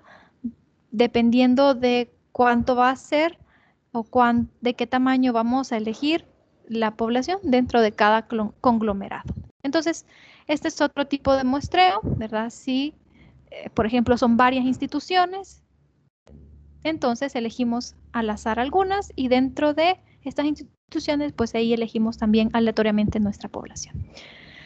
De esta forma hacemos el muestreo porque cuando lo hacemos así, aseguramos que todos los elementos tengan la misma probabilidad de ser elegidos. Por eso les digo, usamos un programa y no lo hacemos nosotros así, ¿verdad? Al azar, porque entonces ya estamos interfiriendo en la probabilidad. Realmente no sería una muestra probabilística. Entonces, una muestra probabilística tiene esa característica. Todos tienen que tener la misma probabilidad de ser elegidos. El marco muestral, que es un marco de referencia, es lo que les mencionaba, y este nos permite identificar físicamente los elementos de la población, así como la posibilidad de enumerarlos y seleccionar las unidades muestrales. Si ustedes se fijaron en los tipos de muestreo que hablamos, siempre pues tenemos que tener un marco de referencia o un marco muestral para poder tener en orden nuestra población y que sea más fácil la selección de nuestra muestra. Los marcos muestrales pueden quizás ser listados de estudiantes que tengan las escuelas o las universidades, pueden ser quizá guías telefónicas, digamos en una comunidad. Ya geográficamente delimitamos nuestro estudio, entonces si tenemos una guía telefónica quizás de las familias que viven ahí, ese puede ser nuestro marco muestral, etcétera, ¿verdad? Entonces, el marco muestral pues nos ayuda a aplicar correctamente el muestreo o hacer la selección de la muestra. Recuerden que el muestreo es esa parte de la selección de la muestra. Y con esto terminamos de hablar sobre cómo elegimos nuestra muestra, ¿verdad? Es importante saber hacerlo. Si en esta investigación que van a presentar este ciclo han decidido trabajar con toda su población, pues no hay ningún problema. Puede ser que su población sea pequeña y por eso han decidido trabajar con la población y está bien, pero es importante aprender un poco sobre el muestreo o por lo menos aprender programas para sacar el tamaño de la muestra y cómo se realiza el muestreo, porque ustedes van a realizar una tesis y es probable pues que tengan que hacer esta parte en su tesis.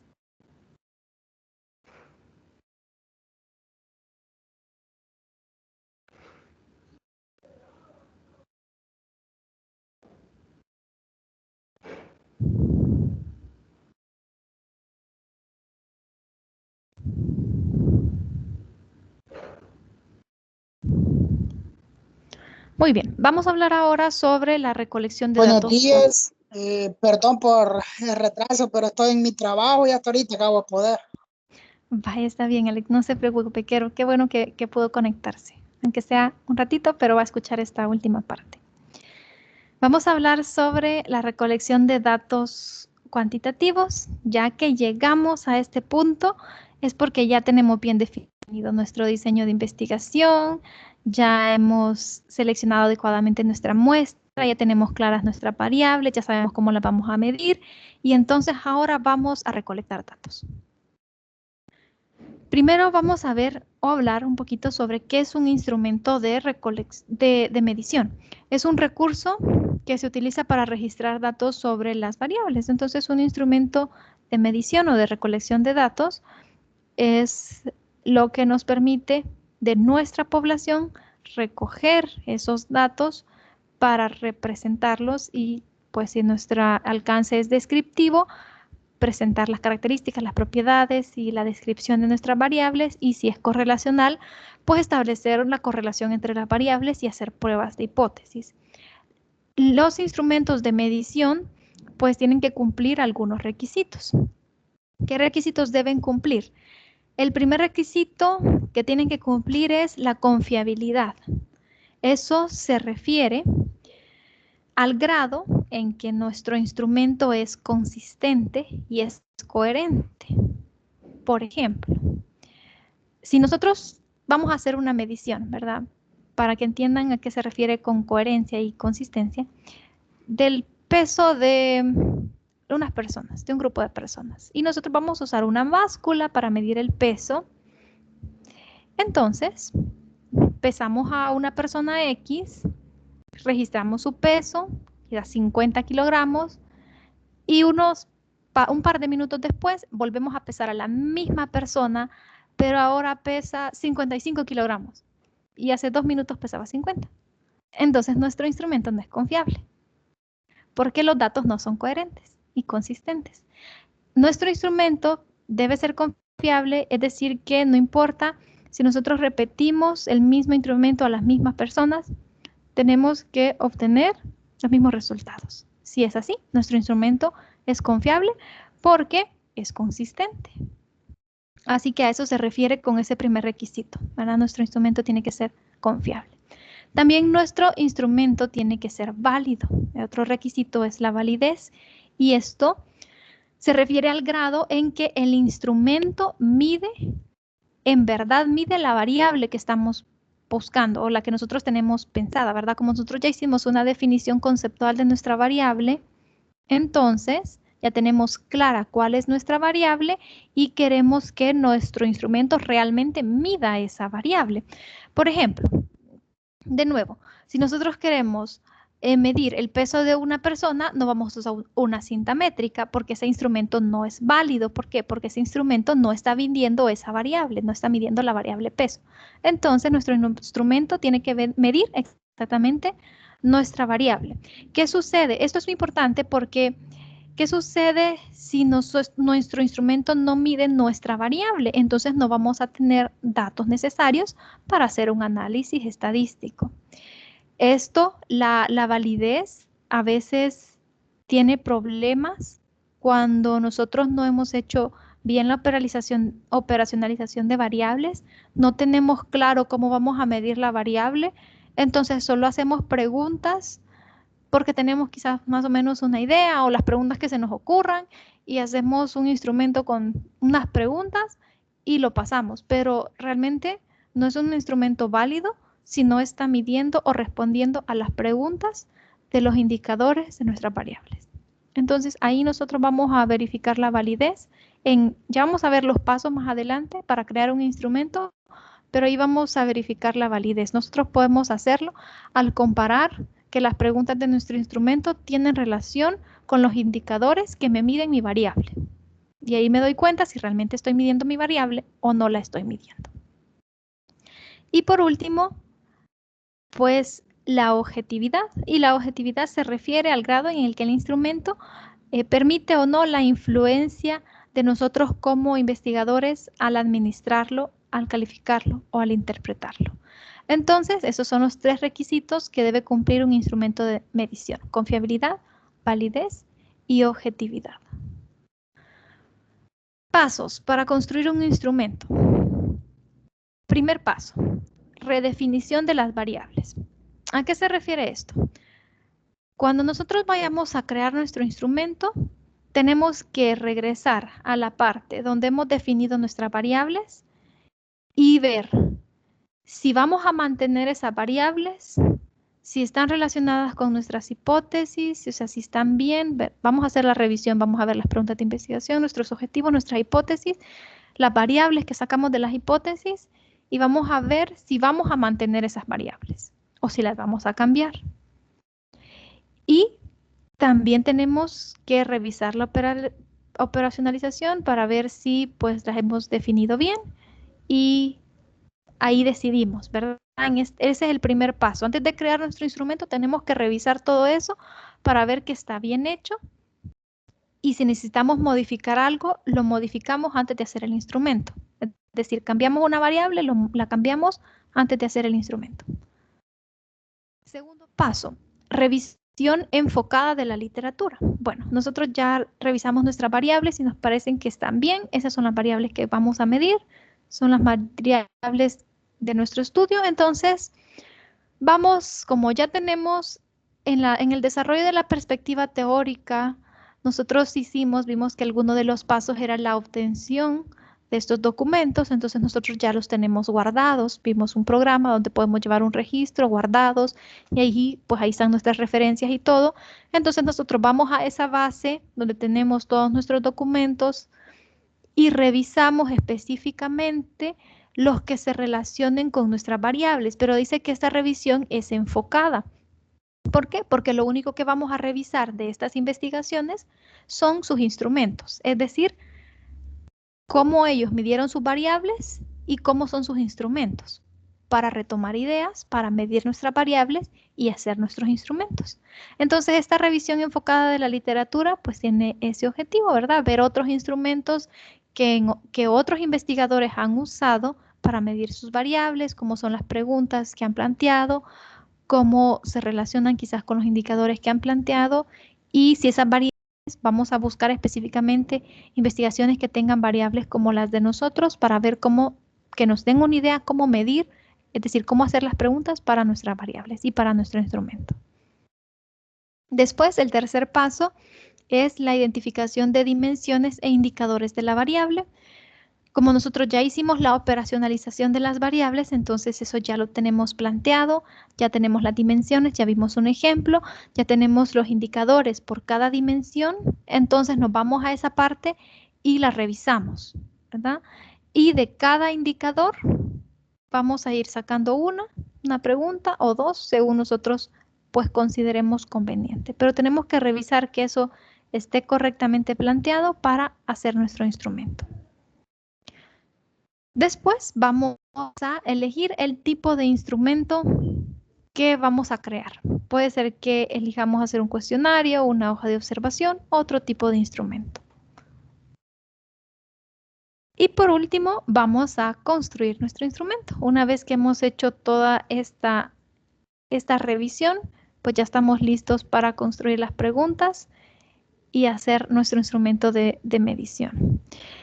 Es importante, después de que ya tenemos nuestro instrumento, lo aplicamos, hacemos la recolección de datos y tenemos que preparar los datos. Entonces, cuando hacemos nuestro instrumento, también tenemos que pensar en la forma en cómo vamos a codificar los datos que vamos a recolectar. Esto es importante porque una vez ya hemos definido cómo vamos a codificarlos, cuando hacemos nuestra base de datos, eso es más fácil. ¿Cómo es la codificación de los datos a partir de los instrumentos? Por ejemplo, si nosotros tenemos una pregunta, bueno, codificarlo es asignarle un valor numérico o un símbolo al dato, ¿verdad? Porque cuando lo metemos en el programa, no vamos a escribir la palabra. Por ejemplo, si nosotros estamos hablando de la variable género, en el programa no vamos a llenar la base de datos si tenemos 200 personas y la variable es género, le vamos a ir poniendo masculino, femenino, hasta que lo completemos las 200 personas, dependiendo si eran hombres o mujeres. No, sino que vamos a poner un número que represente a cada una de las categorías. Por ejemplo, nosotros codificamos y escribimos que el 1 representa femenino y el 2 masculino. Entonces, en nuestra base de datos, cuando vamos llenando esta variable, vamos poniendo 1, 2 y así, dependiendo si es femenino o masculino, pues vamos poniendo números. Depende del programa que utilicen, también le pueden poner etiquetas, ¿verdad? La etiqueta nos ayuda a recordar parte de la codificación que ya hemos hecho y ya tenemos planteada. Esta parte es importante y tenerla por escrito, porque no queremos olvidar la codificación que hemos hecho, ¿verdad? Porque cuando tengamos nuestra base de datos solo vamos a ver números. Si les hemos puesto etiquetas y tenemos la vista de etiquetas, pues también vamos a ver las etiquetas. Pero si no, solo vamos a ver números y después puede ser que no nos acordemos a qué se refería ese número y tengamos que ir al instrumento y pues no, ¿verdad? Por eso hacemos la codificación y dejamos todo bien redactado para que lo tengamos claro a la hora de hacer el análisis de datos. Porque pues el programa retomará estos números, ¿verdad? No palabras para hacer el análisis.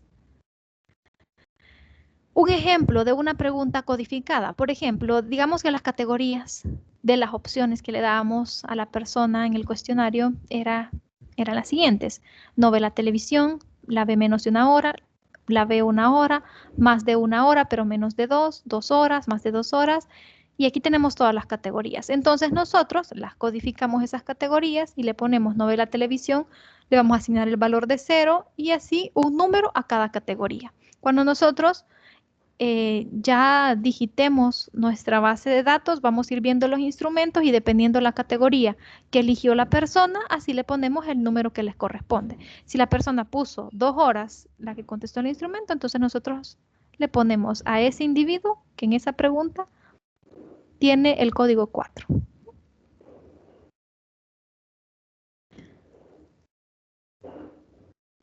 Vamos a hablar sobre ahora uno de los instrumentos que más se utilizan.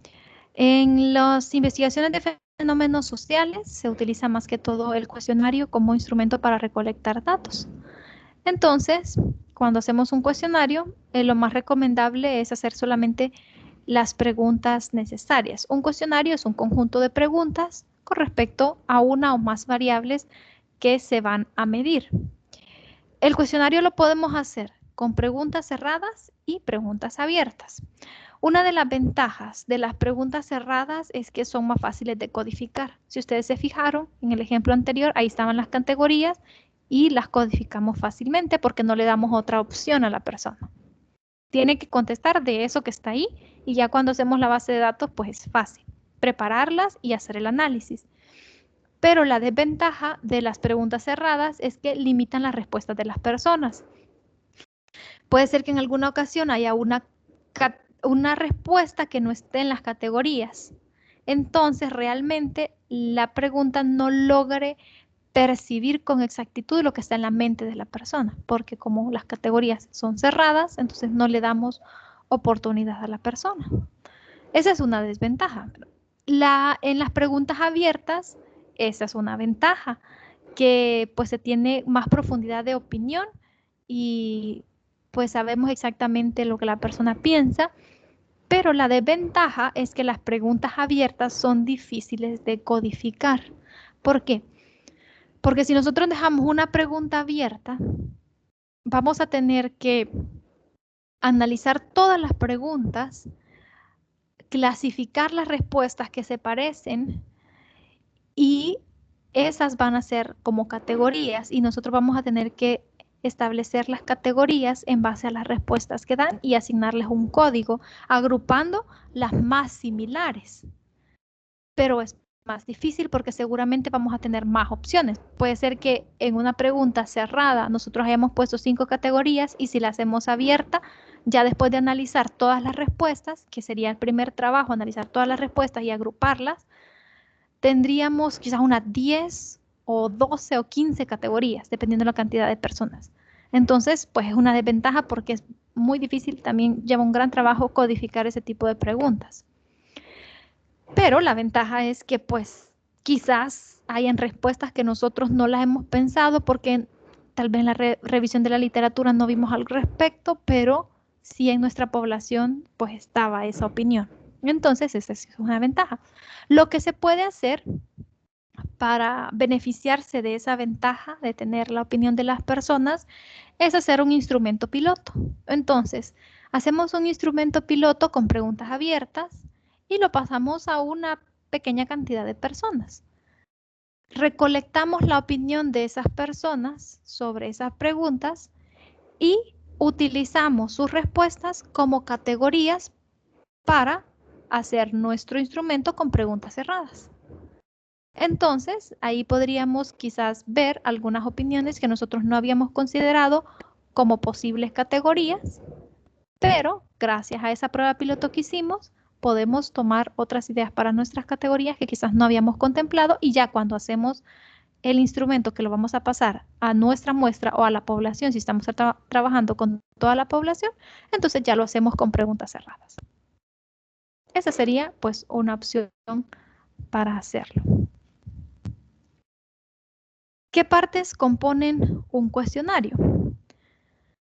Bueno, un cuestionario lleva el nombre del cuestionario, el logotipo de la institución, el propósito del estudio, la motivación para el encuestado. A eso se refiere debemos explicarle al encuestado la importancia de su participación, ¿verdad? En ese cuestionario. Entonces tenemos que explicarlo también ahí. También tenemos que agradecerle, ¿verdad? Redactando, le agradecemos al encuestado por su participación. Tenemos que identificar quiénes están aplicando ese cuestionario. Ahí tiene que estar redactado también. Tenemos que explicarle la cláusula de confiabilidad, ¿verdad? Que sus datos, que las respuestas que él ponga no se van a divulgar. Entonces, eso también lo ponemos en el cuestionario. Y explicaciones o instrucciones claras y sencillas de cómo llenar el cuestionario.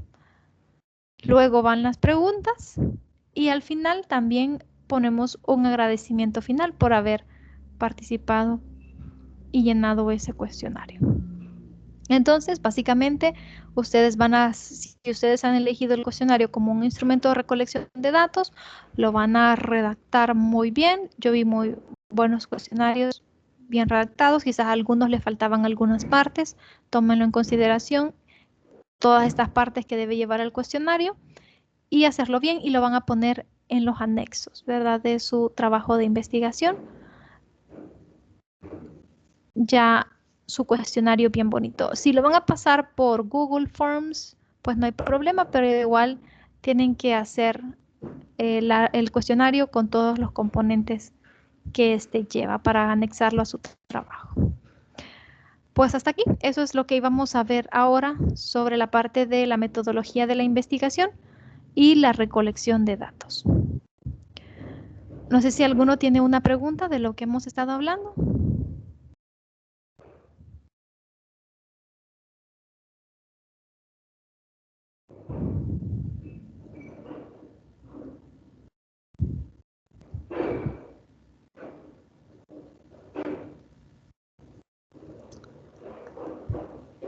¿Ninguno? Bueno, entonces,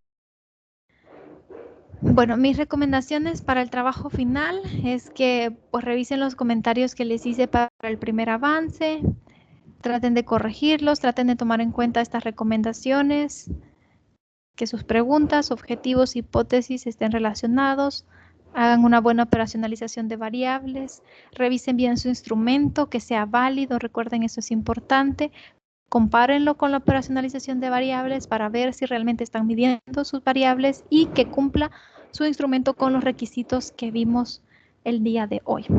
También ya todos tienen la corrección de sus avances.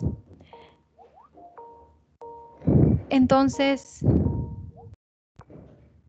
ya pueden seguir trabajando en eso para la entrega del trabajo final. Como saben, la entrega es el 18 de diciembre, pero se ha dado prórroga para los grupos que así lo deseen para que hacer su entrega hasta fecha límite 9 de enero. Entonces, tomen eso en cuenta para trabajar en las debidas correcciones y entregar un buen trabajo final. Nos vamos a quedar hasta acá.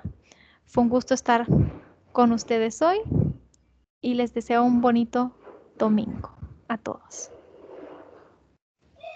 Gracias.